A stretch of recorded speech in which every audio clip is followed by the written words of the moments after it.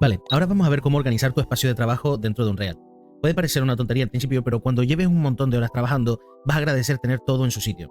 La idea es que puedas adaptar el editor a tu forma de trabajar, igual que lo harías en un lugar físico, en una oficina. Por defecto, Unreal viene siempre con una disposición estándar: el viewport, el world outliner, el content browser y el panel de detalle. Por norma general, tú siempre puedes venirte a Load Layout y poner Default Editor Layout para que se les coloque siempre el editor de manera default. Y aquí es como se los colocaría. Inclusive con la nueva versión, por norma general, también les viene todas las plantillas directamente, todas las pestañas adheridas así. Entonces, una manera en la que nosotros podemos llegar a controlarlo todo, aunque esto lo vimos en las anteriores clases, nosotros podemos pinear cada una de estas pestañas. Incluso si por lo que sea se nos llega a cerrar o la cerramos a propósito dentro de la pestaña de Windows, podemos abrir cualquiera de las que nosotros estamos abriendo. Si se fijan, esto tiene también ciertas limitaciones. Nosotros algunas de estas pestañas las podemos abrir en un máximo de 4 veces. ¿Por qué? Porque al final nosotros cuando estemos trabajando, muchas veces nos va a interesar trabajar directamente solo con el Content Browser y no siempre vamos a necesitar que todo se muestre. Es más, os voy a enseñar cómo era la versión antigua de Unreal Engine 4. Es tanta la comunidad que tenía y tanto escaló este motor, esta versión, que mucha gente está acostumbrada a trabajar como antiguamente. Y era así, tenías todo puesto directamente alrededor del viewport. ¿Qué pasa? Esto no es del todo eficiente cuando nosotros necesitamos espacio para visualizar con claridad lo que está pasando en el viewport. Otra alternativa que te recomiendo es tener una pantalla como servicio y a lo mejor tener un segundo monitor donde puedas tener el viewport. Y de esta manera, a lo mejor tienes mucho más espacio para poder meter más cantidad de opciones o ventanas que puedas trabajar con ellas aquí. De esa manera, a lo mejor podrías trabajar con una así y con la otra directamente vas viendo lo que vas trabajando dentro del editor. Pero claro, aquí va a depender mucho de lo que tú necesites en cada momento. Esto al final nos permite que nosotros personalicemos de la mejor manera que nosotros queramos y de esa manera podamos tener un flujo de trabajo mucho mejor. Ahora bien, imaginemos que nosotros queremos guardar esto. Estamos en Windows y nosotros le podemos decir Save Layout As y nosotros le tenemos que poner un nombre. Aquí le podemos poner una descripción. ¿Vale? Y lo guardamos. Y en este punto está todo perfecto, porque ahora si nosotros queremos cargar, ya tenemos una personal sobre la que nosotros podemos trabajar sin ningún tipo de problema.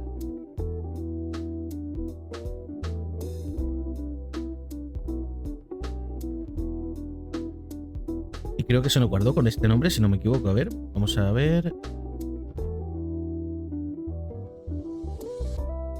Sí, se nos está hay algún bug que por lo visto no me guarda el nombre, pero si ahora ya colocamos esto y volvemos a darle,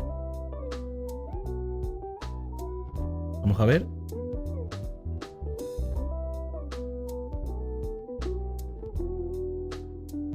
Pues sí, hemos identificado un bug que no permite guardar ciertos aspectos de cómo hemos desarrollado nuestra interfaz. Vamos a hacer una prueba, vamos a pindear todo y a volver a guardar.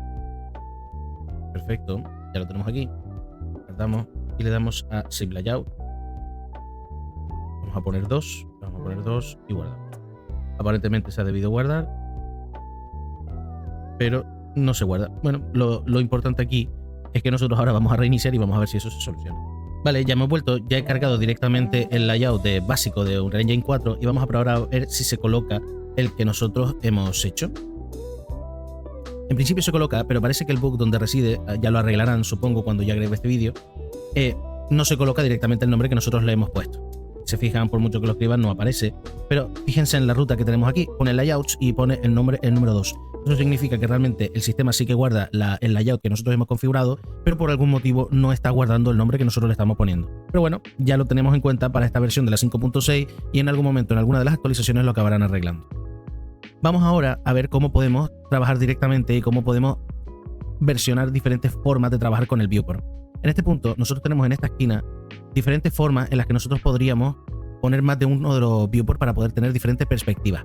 Estas mismas perspectivas nosotros las podemos tener desde arriba, desde abajo, derecha, izquierda, y esto es súper interesante porque muchas veces cuando estamos haciendo secuencia o estamos trabajando en un entorno en el que necesitamos tener diferentes vistas a la misma vez, lo más interesante es poder configurarla. Nosotros podemos hacerlo a mano, al fin y al cabo nosotros podemos colocarla, irnos a ventana y aquí arriba colocar otro viewport y este otro lo podemos colocar donde a nosotros nos interese.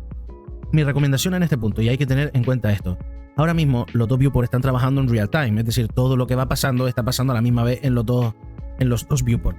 Y esto puede llegar a generar un problema mayor porque la carga en memoria y la carga en gráfica es mucho mayor. Una manera de evitar eso es que uno de los viewports lo podemos decir que no esté trabajando en real time. Y de esa manera evitamos que realmente esto esté procesándose dos veces. Aquí lo tenemos, Real Time Viewport, y aquí podemos desactivarlo en uno. ¿Qué va a pasar? Nosotros ahora mismo queremos mover esta caja, pero fíjense que nosotros no se estaba moviendo al momento, sino cuando yo la suelto y se actualiza la información es cuando esta se está moviendo. Si nosotros ahora mismo quitamos esto, vemos ahora que se está moviendo de manera igual, es decir, al momento, en real time.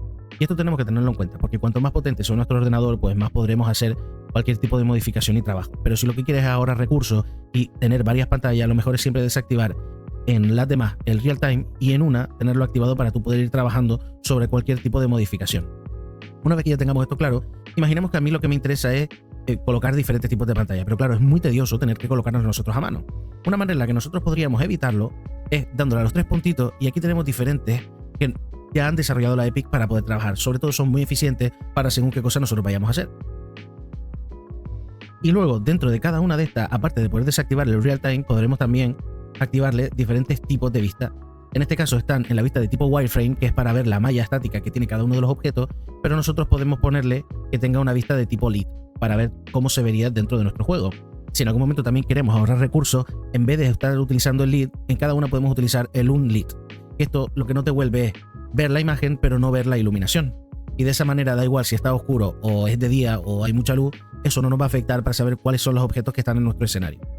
Ahora mismo no vamos a ver todos los puntos que nosotros tenemos en el View Mode porque son muchos y cada uno de estos están explicados en un curso específico dentro de esta academia porque son súper importantes para debug y para según qué departamento. Pero quiero que sepáis que podemos trabajar directamente cambiando el tipo de vista de las que tenemos aquí. Y la que te interesa ahora mismo es la de lead y un lead, porque lead te permite ver cómo sería el juego con la iluminación y con todos los cálculos. Y un lead nos permite que si en algún momento no hay luz podamos seguir trabajando en nuestro escenario sin que esto nos llegue a afectar. Si nosotros en algún momento veis que tenemos aquí varios de los iconos, si nosotros esto lo queremos quitar, antiguamente tenía esto otra pestaña dentro del viewport, pero ahora tenemos esta de aquí que lo que nos permite a nosotros es activar y desactivar cada uno de las cosas visibles que tengan que ver con el desarrollo. Por ejemplo, ahora mismo nosotros no vemos las colisiones de nuestro juego, es decir, el volumen que nos permite a nosotros colisionar en los objetos, porque por norma general los objetos no de por sí no tienen colisiones a menos que nosotros se las configuremos. Nosotros podemos atravesarlo y es por eso, por lo que si has jugado a videojuegos muchas veces, muchos objetos los pueden llegar a atravesar. Una manera de nosotros ver las colisiones, por ejemplo, es apretar Alt C o activándolas desde aquí. Y si se fijan, ahora acaban a aparecer como unas líneas azules, que es lo que nos permite ver precisamente todo el tema de las colisiones. Ahora no vamos a hacer mucho hincapié en esto, pero más adelante veréis por qué es súper importante esto y para qué nos ayuda. Si se fijan, ahora arriba se ven las nubes y nosotros también la podemos desactivar. Nosotros podemos desactivar todo aquello que nos moleste en pantalla. O la forma más fácil, si nosotros queremos visualizar la pantalla y que no se vea nada, es apretar la letra G.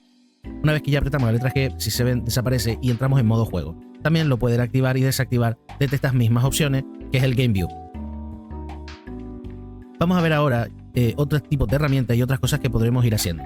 Por ejemplo, si nosotros en algún momento queremos mover este objeto, claramente lo podemos hacer así, pero si lo que queremos es que este objeto se mueva con nosotros, nosotros podemos hacer un pilot.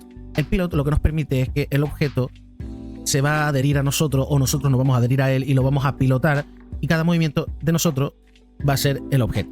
Esto que está pasando aquí ahora mismo tiene mucho que ver con el tema de las colisiones y el interior.